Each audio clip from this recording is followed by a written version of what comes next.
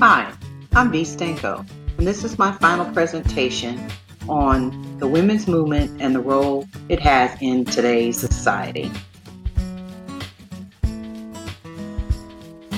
The women's rights movement was started in 1848, and it ran through the 1920s.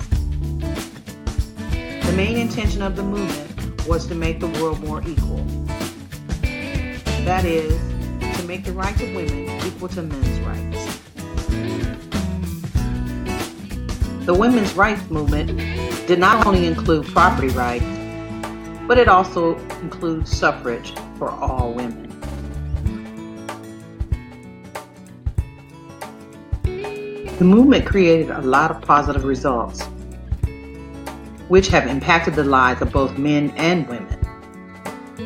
For instance, a considerable amount of women have moved into the labor force. And when you look at it from a global standpoint, almost all nations have passed suffrage to all their women. The attitude towards women's equal treatment has shifted from negative to positive, and a more liberal reception of both men and women. However, the movement has saw in some instances women being treated differently than men, such as different pay, promotions, and entrepreneurship. Before the movement started, women were not allowed to vote. Their primary role was to stay home, take care of their husbands and their home. They definitely were not allowed to have a political opinion. But on the flip side of that, all men, despite their social or economic status, could take part in the voting process. In July of 1848, three women by the name of Elizabeth Staton, Lucretia Mott, and Susan Anthony organized a meeting in Seneca Falls, New York. The purpose of the meeting was to discuss inequality for women and create the Declaration of Sentiments.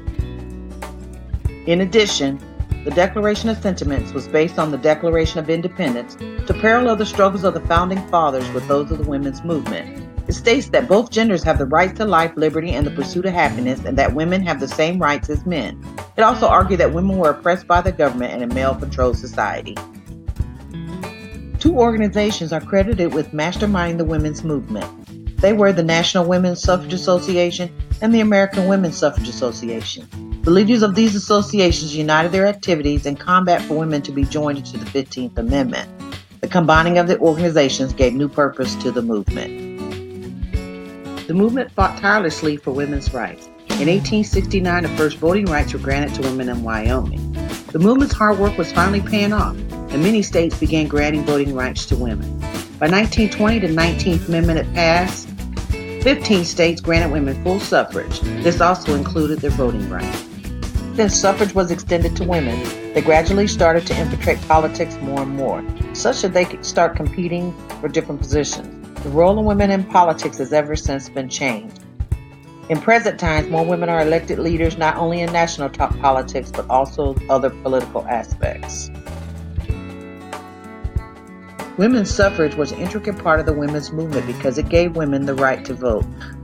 The real moment for women came when World War II broke out. As the men marched off to war, there was no one to work the jobs they left. The creation of Rosie the Riveter was a campaign that convinced women to take on the empty jobs within the industry. It was during the war when the women proved that they could be more than just housewives and have babies. When the war ended and the men returned home, they assumed their old jobs. As a result, the women ended up finding themselves pushed out of the workforce. Nevertheless, women had made their mark and improved their social empowerment. The movement of women into the labor force increased the wages due to augmented skilled labor and competition. During the 1890s, only 4.6% of wives were in the labor force.